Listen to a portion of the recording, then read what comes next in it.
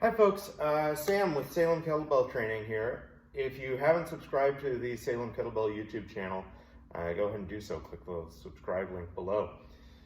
Today I want to go over a series of stability matrices for joint articulations that are supposed to be stable joint segments. We've got the knee joint, which is stabilized primarily by the glutes. We've got the shoulder joint slash shoulder girdle, which is stabilized primarily by the muscles of the upper back, as well as the rotator cuff of the shoulder. And we've got the trunk matrix, the lumbopelvic segment, which is stabilized, yes, by the glutes, but also by the muscles of the trunk and by the muscles of the upper back. So that trunk matrix really involves quite a large system of muscles. So I'm just going to go over these briefly here, and then I'll break them each down into their own videos. 3x4 is the name of each of these matrices. Basically what we're doing is we're putting the body in 3 different positions and then performing 4 different movement patterns in each of those positions. So with the glute matrix, we've got a band that starts off just below the knee, and you're in a quarter squat stance. That's your position. And then you're going to perform 10 steps forward, backward, and side to side. So there's your 4 directions, 4 movement patterns. Next, it's the band at the ankles, this time with a straight leg, same 4 patterns, forward, backward, side, side. And then finally, the band at the arches of the feet, so around the feet themselves. Once again, in a quarter squat, same pattern, 10 steps forward, backward, side to side. So there's your 3, band below knee, band at ankles, band at arches, by 4, forward, backward, side, side. In the shoulder matrix, it's primarily band external rotation, but with a few different variations on it.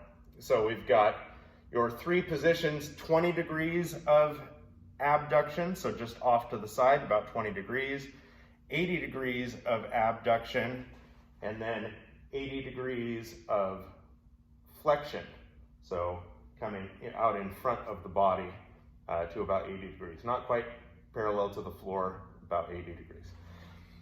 So those are your 3 positions in which you'll perform the following 4 movement patterns. First of all, just external rotation.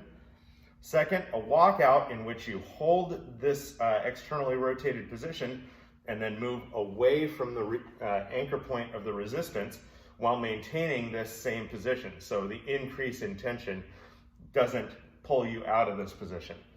Walk back in, and then you'll perform what's called rhythmic stabilization, which is basically external rotations as fast as you can. And then finally, a press. All with that band anchored to this side, pulling you that direction. So 3 positions, 20 degrees of abduction, 80 degrees of abduction, or 80 degrees of flexion. 4 movement patterns: rotation, walkout, rhythmic stabilization, and a press in each of those 3 positions. Finally, we've got the trunk matrix, which uses Gray Cook's chop and lift from functional movement systems. You're going to perform them in an inline split stance, a split squat, and in half kneeling. You'll perform the chop on the right, the chop on the left, the lift on the right, and the lift on the left. So your 3 positions: inline split stance, split squat, and half kneeling. Your 4 patterns: chop right, chop left, lift right, lift left. That's the 3x4 stability matrix for knee stability, which means our glutes are doing the work, shoulder and scapular stability, which means our upper back and rotator cuff muscles are doing the work, and trunk stability, which means our abs, glutes, and upper back and spinal erector group are doing the stabilizing. So For each of the major joint segments that rely on stability, according to the joint by joint approach to training, we've got one of these matrices to really train that. And it's been surprisingly effective for me in my own training. Things that usually bother me, such as some shoulder impingement due to a previous dislocation on this left side, or shoulder impingement due to poor position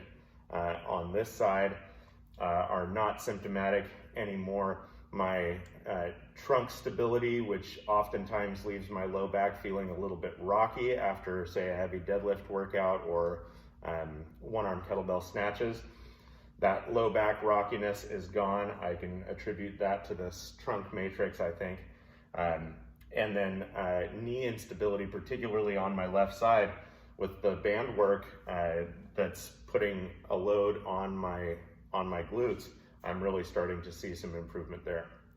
So there's the overview of the stability matrices. We'll go over them in detail shortly.